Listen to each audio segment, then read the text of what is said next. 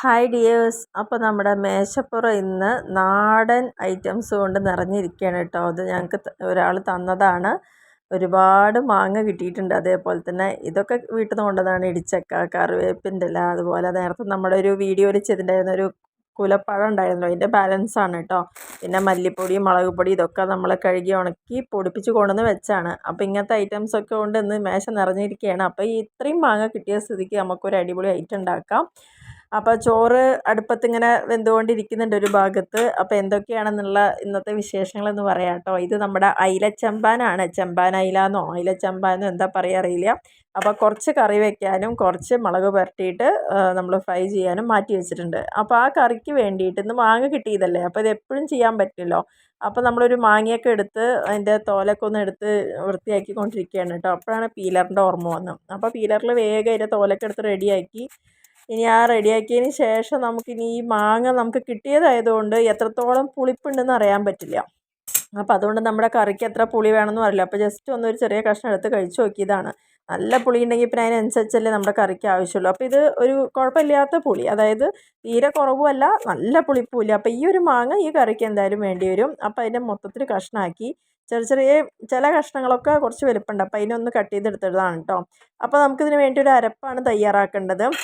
ഒരു മുറി തേങ്ങയാണ് ഞാൻ ഇവിടെ ഓൾറെഡി ചിരണ്ടി വെച്ചിരിക്കുന്നത് കേട്ടോ. അപ്പോൾ അതിൽ കുറച്ച് ഇഞ്ചിയും അതേപോലെ തന്നെ ഒരു 5-6 ചെറിയ ഉള്ളിയാണ് നേരാക്കി വെച്ചിരിക്കുന്നത്. അപ്പോൾ നമ്മുടെ അരപ്പിന് വേണ്ട ഐറ്റംസ് ഒക്കെ റെഡിയാക്കിക്കൊണ്ടിരിക്കുകയാണ്. അപ്പോൾ തേങ്ങ പൂർണ്ണമായിട്ടും നമ്മുടെ മിക്സി ജാറിലേക്കൊക്കെ മാറ്റി വെച്ചിട്ടുണ്ട്. ഉള്ളി അതേപോലെ ഇട്ടിട്ടുണ്ട്. അതേപോലെ തന്നെ ഒരു ചെറിയൊരു കഷ്ണം ഇഞ്ചിയും കൂടി അരിഞ്ഞ് വെച്ചതാണ് കേട്ടോ. ഇനി അതിലേക്ക് ആവശ്യത്തിനുള്ള മുളക് പൊടി അതേപോലെ മഞ്ഞൾപ്പൊടി ഇട്ടിട്ട് നമുക്ക് നന്നായിട്ടൊന്ന് അരച്ചെടുക്കേണ്ടതുണ്ട്.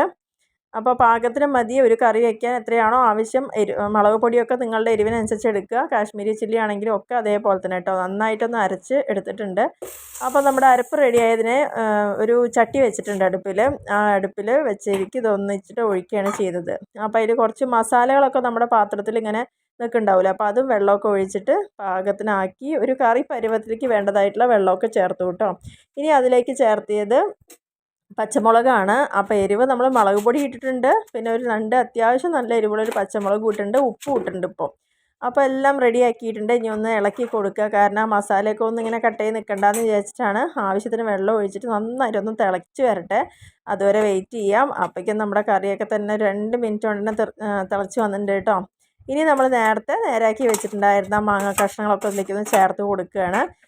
നല്ല അടിപൊളി കറിയാണ്, പറയാതെ വയ്യ. അപ്പോൾ എല്ലാവരും ഇതൊക്കെ കിട്ടുമ്പോൾ ഒന്ന് ട്രൈ ചെയ്യുക. അപ്പോൾ മാങ്ങ ഇട്ട് കൊടുത്തിട്ടുണ്ട്. അതിന് ശേഷം നമ്മൾ നേരാക്കി വെച്ച നമ്മുടെ അയിലച്ചമ്പാനും കൂടി ഇതിലേക്കൊന്ന് ഇട്ട് കൊടുത്തിട്ടുണ്ട്. അപ്പോൾ പെട്ടെന്ന് വെന്ത് കിട്ടുന്നതാണ് കേട്ടോ, മാങ്ങയാണെങ്കിലും അയിലച്ചമ്പാനാണെങ്കിലും. അപ്പോൾ അത്ര വലിയ താമസമൊന്നുമില്ല വെന്ത് കിട്ടാൻ. അപ്പോൾ കുറച്ച് കറിവേപ്പിൻ്റെ കൂടി ഇട്ട് കൊടുത്തിട്ടുണ്ട്. ഇനി അതിന് ശേഷം ഒന്ന് അടച്ച് വെച്ചൊന്ന് വേവിച്ചെടുക്കണം. അപ്പോൾ ആദ്യം 1 മിനിറ്റ് ഞാൻ ഫുള്ളായിട്ട് തന്നെ ഹൈ ഫ്ലെയിമിൽ തന്നെയാണ് വെച്ചത്. അതിന് ശേഷം ഒന്ന് ഒരു 5 മിനിറ്റ് താഴ്ത്തി വെച്ചു. അപ്പോൾ ഏകദേശം നന്നായിട്ട് വെന്ത് വന്നിട്ടുണ്ട്. ഇനി വല്ലാണ്ട് വെന്ത് കഴിഞ്ഞാൽ മീനൊക്കെ ഉടഞ്ഞു പോവുള്ളൂ. അപ്പോൾ അത് പാകമായിട്ടുണ്ട്. അപ്പോൾ ഈ സമയത്ത് നിങ്ങൾ ഉപ്പും കാര്യങ്ങളൊക്കെ നോക്കിക്കോളുക. പുളിപ്പൊക്കെ കറക്റ്റായിരുന്നു കേട്ടോ. ഇനി ഇതിൽ നെക്സ്റ്റ് ചെയ്യാനുള്ളത് വറുത്തിടുന്ന പരിപാടികളാണ്. അപ്പോൾ വറുത്തിടാൻ വേണ്ടിയിട്ട് നമ്മൾ ഒരു ചീനച്ചട്ടി വെച്ചു. അതിൽ എണ്ണ ഒഴിച്ചിട്ടുണ്ട് 2 ടേബിൾ സ്പൂണോളം. പിന്നെ കടുകിട്ടു, ഉലുവ ഇട്ടിട്ടുണ്ട്. ഇനി അതിന് ശേഷം കുറച്ച് ഉള്ളി, ഒരു 6-7 ഉള്ളി നന്നായിട്ട് ചെറുതായി അരിഞ്ഞെടുത്താണ്. പിന്നെ ആവശ്യത്തിന് കറിവേപ്പിൻ്റെ എല്ലാം കൂടി കേട്ടോ. ഇനി അതൊക്കെ കിട്ടിയതിന് ശേഷം ഒന്ന് സോട്ട് ചെയ്തെടുക്കുക. കാരണം ഉള്ളി ഒന്ന് ബ്രൗൺ നിറാവണം, അപ്പോഴാണ് ആ ടേസ്റ്റ് വരിക. അപ്പോഴേക്കും ഒരു 2 വറ്റൽമുളക് കൂടിയിട്ട് അതിലേക്ക് ചേർത്ത് കൊടുത്തിട്ടുണ്ട്. അപ്പോൾ മുളകൊക്കെ ലാസ്റ്റ് ഇട്ട് കഴിഞ്ഞാൽ എന്താ വെച്ചാൽ കറക്റ്റ് ആ നിറം അതുപോലെ തന്നെ നിൽക്കും, അല്ലെങ്കിൽ പെട്ടെന്ന് കരിഞ്ഞ് പിടിക്കുകയുള്ളൂ. അപ്പോൾ താഴ്ത്തി വെച്ച് വേണം അതൊക്കെ ചെയ്യാൻ വേണ്ടിയിട്ട്. അപ്പോൾ വറവ് റെഡി ആയപ്പോൾ നമ്മളങ്ങനെ കൂട്ടാനിലേക്ക് ഒഴിച്ചിട്ടുണ്ട്. ഇനി അതിന് ശേഷം വല്ലാണ്ട് ഇളക്കുന്നൊന്നുമില്ല, വേഗം അടച്ച് വയ്ക്കുക. എന്നാൽ നല്ലൊരു ഫ്രഷ് ആയിട്ടുള്ളൊരു മണം നമുക്ക് കിട്ടും. കാരണം ചട്ടിയിൽ ഇരിക്കുമ്പോഴും അതിങ്ങനെ തിളച്ചുകൊണ്ടിരിക്കുകയാണ്. അപ്പോൾ നമ്മുടെ കൂട്ടാൻ പരിപാടികളെല്ലാം കഴിഞ്ഞിട്ടുണ്ട്. ഇനി നമ്മൾ നേരത്തെ മസാല പുരട്ടി വെച്ചിട്ടുണ്ടായിരുന്ന മീൻ കഷ്ണങ്ങളൊക്കെയാണ് കേട്ടോ. അപ്പോൾ അതിന് വേണ്ടി തന്നെ അതേ ചീനച്ചട്ടി തന്നെ എണ്ണയൊക്കെ ഒഴിച്ച് നമ്മൾ അയിലച്ചമ്പാൻ്റെ ഫ്രൈയും കൂടി ചെയ്തെടുക്കുകയാണ്. അടിപൊളി ടേസ്റ്റാണ്. അയില കഴിക്കാത്ത ആളുകൾക്കും കൂടിയിട്ട് ചിലപ്പോൾ ഇതിൻ്റെ ടേസ്റ്റ് ഇഷ്ടമായി എന്ന് വരാം. കാരണം ഞാൻ ആ ഒരു കാറ്റഗറിയിലുള്ളതാണ്. എനിക്ക് വല്ലാതെ അയില മീനിനോട് താല്പര്യമില്ല. പക്ഷെ എന്നാലും ഇതിൻ്റെ ഫ്രൈ എന്ന് പറഞ്ഞു കഴിഞ്ഞാൽ ഭയങ്കര ഒരു ടേസ്റ്റാണ് കേട്ടോ. അതുപോലെ തന്നെ കറിയുള്ള മീനാണെങ്കിലും അതെ, നല്ല അടിപൊളി. അപ്പോൾ ഞാൻ കുറച്ച് കറിവേപ്പില കൂടി അതിലും കൂടി ഇട്ട് കൊടുത്തു. പിന്നെ ചില ആളുകൾ പറയാറുണ്ടല്ലോ ഓൾറെഡി ആദ്യം കറിവേപ്പില ഇട്ടിട്ട് ഇത് വെക്കുകയെന്ന് വെച്ചാൽ അധികം അടി പിടിക്കാണ്ടൊക്കെ കിട്ടുന്നൊക്കെ പറയാറുണ്ട്. പക്ഷെ ഞാനത് ചെയ്തില്ല, മറന്നുപോയി. പിന്നെ അതുമല്ല, ഇങ്ങനെ നമ്മൾ ചെയ്യുന്ന സമയത്ത് ലേശം കറിവേപ്പില ഇടുമ്പോൾ ആ ഒരു മീനിൻ്റെ മസാലയിൽ നല്ലൊരു ഫ്ലേവറും കൂടിയാണ് കേട്ടോ. അപ്പോൾ നന്നായിട്ട് മൊരിച്ചെടുക്കാം. അതായത് നല്ല ഫ്രൈ ആയിരിക്കുന്ന വട്ടി പോലെ നിൽക്കുന്ന അങ്ങനത്തെ ഇഷ്ടമുള്ളവർ ആ രീതിയിൽ തന്നെ ചെയ്തെടുക്കുക. അതല്ല കുറച്ചൊന്ന് സോഫ്റ്റായിട്ടാണ് അതിൻ്റെ ഭാഗങ്ങൾ വേണ്ടത് വെച്ചാൽ ആ രീതിയിൽ. അപ്പോൾ എന്തായാലും ഞാൻ 2 പ്രാവശ്യം അങ്ങോട്ടും ഇങ്ങോട്ടും മറിച്ചിട്ടിട്ടൊക്കെ നന്നായിട്ട് മൊരിച്ചെടുത്തിട്ടുണ്ട്.